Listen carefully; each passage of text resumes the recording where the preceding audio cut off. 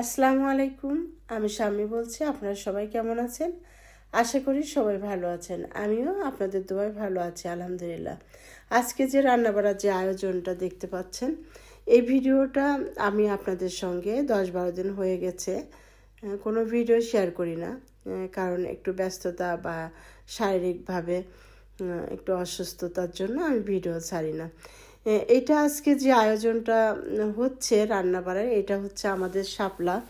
আমার ইউটিউব জগতে যে ভাই বোনগুলো আছেন সবাই শাপলাকে কম বেশি চিনেন আর কি।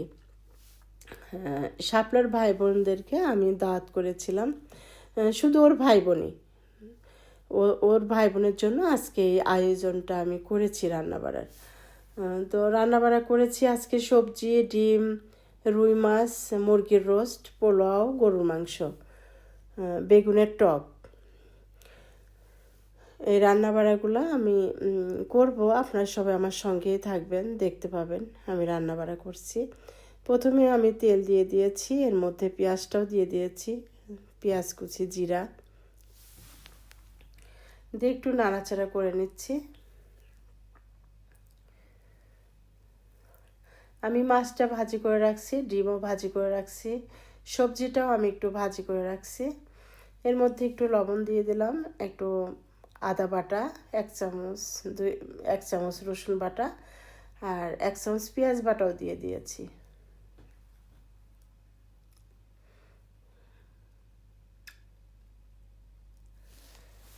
একটু হলুদ দিয়ে দিলাম, একটু চালের গুঁড়া,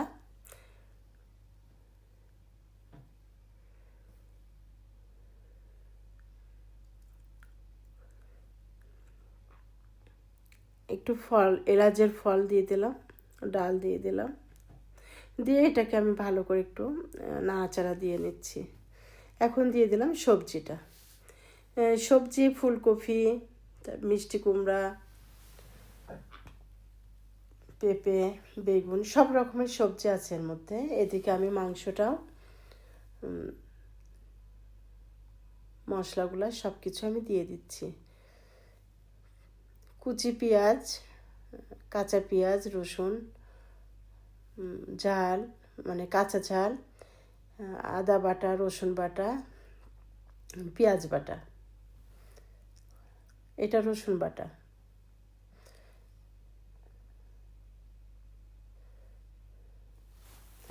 এবার আমি দিয়ে দেবো হলুদের গুঁড়া, মরিচের গুঁড়া, জিরার গুঁড়া। এখন দিয়ে দিচ্ছি লবণ, লবণটা স্বাদ মতো, লাগলে পরে দিব। এখন দিয়ে দিচ্ছি হলুদের গুঁড়া, ঝালের গুঁড়া দিয়ে দিলাম,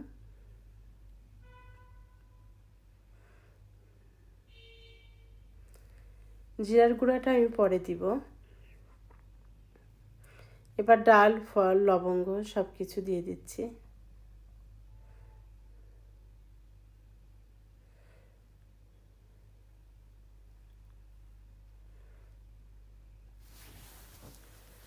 এদিকে সবজিটা হয়ে গেলে আমি আস্তে আস্তে বেগুনের টক করব, ডিমটা ভুনা করব, রুই মাছটাও ভুনা করব, রোস্টটা আমি ভাজি করে রাখছি। একটা একটা করে সবই আমি এখন একটা করে হবে। আমি তো ছাদে চুলায় রান্না করছি, দেখতে পাচ্ছেন। আমি সব কিছু রান্নাই আমি চুলাতেই করেছি।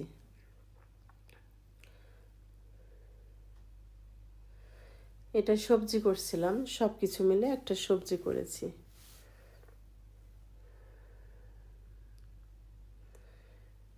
এটা একটু গরম পানি দিয়ে দিলাম যেন তাড়াতাড়ি খুব দ্রুত সেদ্ধ হয়ে যায় আর কি।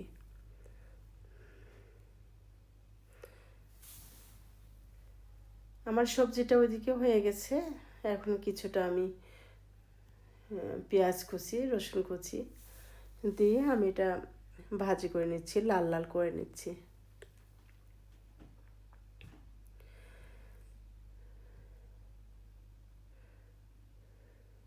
মশলা দিয়ে দিলাম, মানে ডাল, লবঙ্গ আর হচ্ছে এলাচের গুঁড়া। এখন দিয়ে দিচ্ছি আমি পেঁয়াজ বাটা, পেঁয়াজ বাটা দিব। এটা দিয়ে দিচ্ছি রসুন বাটা,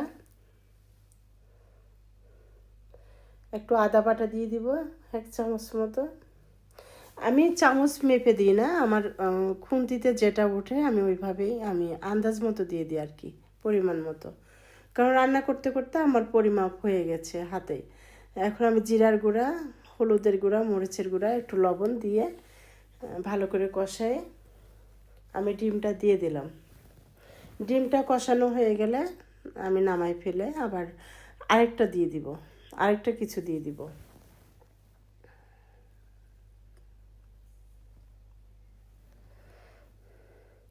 আমি নিজে হাতেই সব রান্নাগুলো আমি নিজে হাতেই করেছি। আগের থেকে আমি সব কিছু গুছায় রাখছিলাম।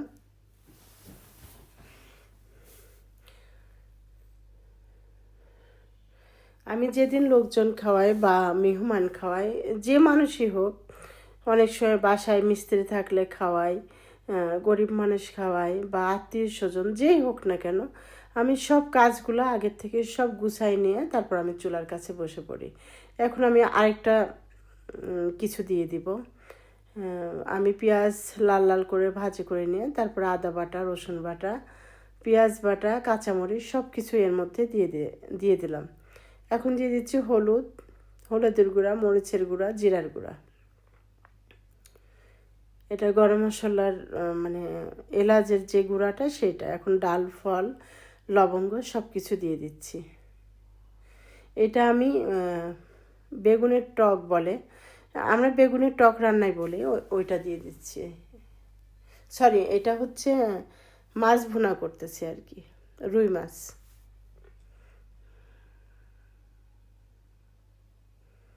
মাছটা আমি ভাজি করে রাখছিলাম, রাত্রেবেলায় ভাজি করে রাখছি।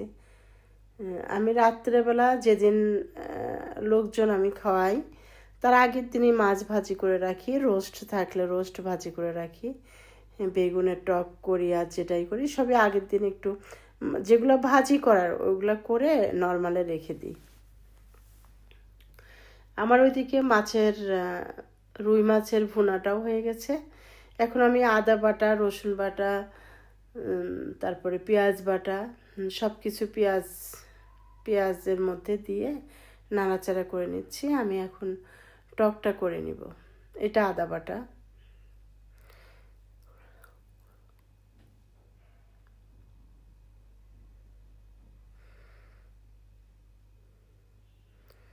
মরিচের গুঁড়া,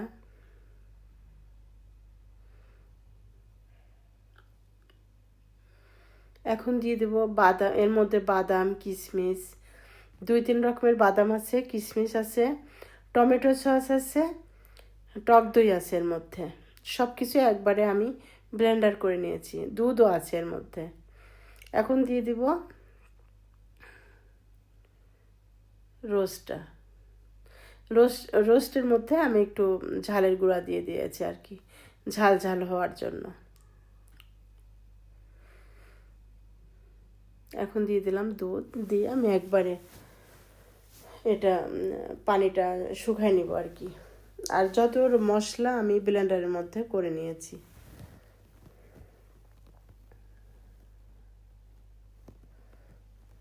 বেরেস্তা সহকারে যত কিছু, টক দই, বাদাম, কিশমিশ, তারপরে মানে যা যা রোস্টে যা যা লাগে সবই আমি একবারে ব্লেন্ডার করে নিয়েছিলাম। কারণ অনেক রান্না তো ওইভাবে আমি শেয়ার করতে পারি নাই। আমি যখন ব্লেন্ডার করি তখন আমি ভিডিওটা করেছিলাম না আর কি, আমার মনে ছিল না। এইভাবে একটা একটা করে আমার রান্না প্রায় শেষের দিকে। এখন আমি গরুর মাংসটা চড়াই দিব। বেগুনের টকটা করা হয় নাই, ওইটা করার পরে এটা নামায়ে আমি বেগুনের টক দিব, টকটা করে নিব আর কি। করে নামায়ে তারপরে আমি গরুর মাংস রান্না করব, তারপর পোলাও করব। আমার রান্না প্রায় শেষের দিকে। এখন আমি বেগুনের টকটা করব। প্রথমে পেঁয়াজটা ভাজি করে নিচ্ছি। এখন বাটা যে মশলাগুলো সবই একটু একটু করে দিয়ে দিব। লবণ দিয়ে দিলাম,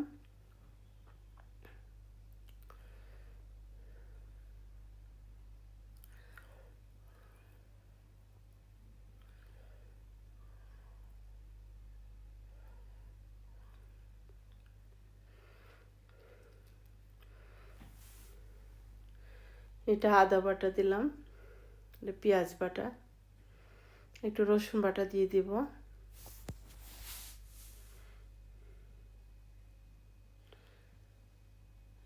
এটা রসুন বাটা, সরি এটা আদা বাটা, পেঁয়াজ বাটা, রসুন বাটা, আদা বাটা। এখন দিয়ে দেব কাঁচামরিচ আর ঝালের গুঁড়া দিয়ে ভালো করে নাড়াচাড়া করে এর মধ্যেও সব রকমের মশলা দিয়ে দিব, গরম মশলা, লবঙ্গ, গোলমরিচ। এর মধ্যেও একটু দুধ দিব, বাদাম কিশমিশ বাটা, টমেটো সস, এর মধ্যে সব কিছু দিয়ে দিব।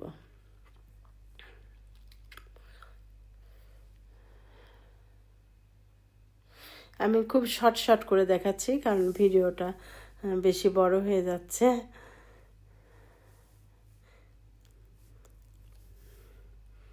এখন দিয়ে দিচ্ছি একটু চিনি। আমার ঘরে আজকে তেঁতুল ছিল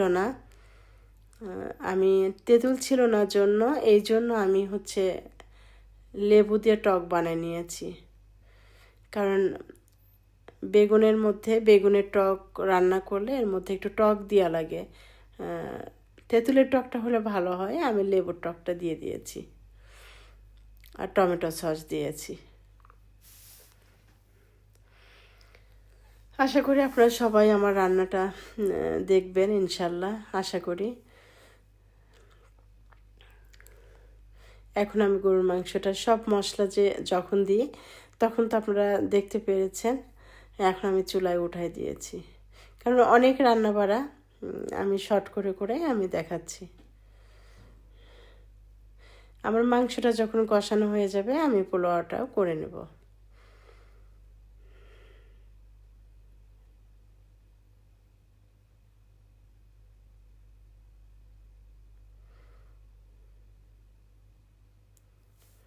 অনেক দিন ধরে বলছিলাম যে শাপলার বোনদেরকে ইচ্ছা ছিল, শাপলার বাবা, শাপলার বোন, ওদেরকে আমার ইচ্ছা ছিল যে শাপলার ভাই বোনদেরকে আমি নিজে হাতে রান্না করে একদিন খাওয়াবো।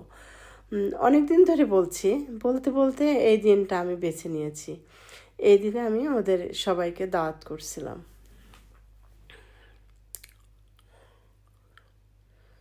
তো ইনশাল্লাহ আপনাদের সবার দোয়ায় আমার এটাও হয়ে গেছে।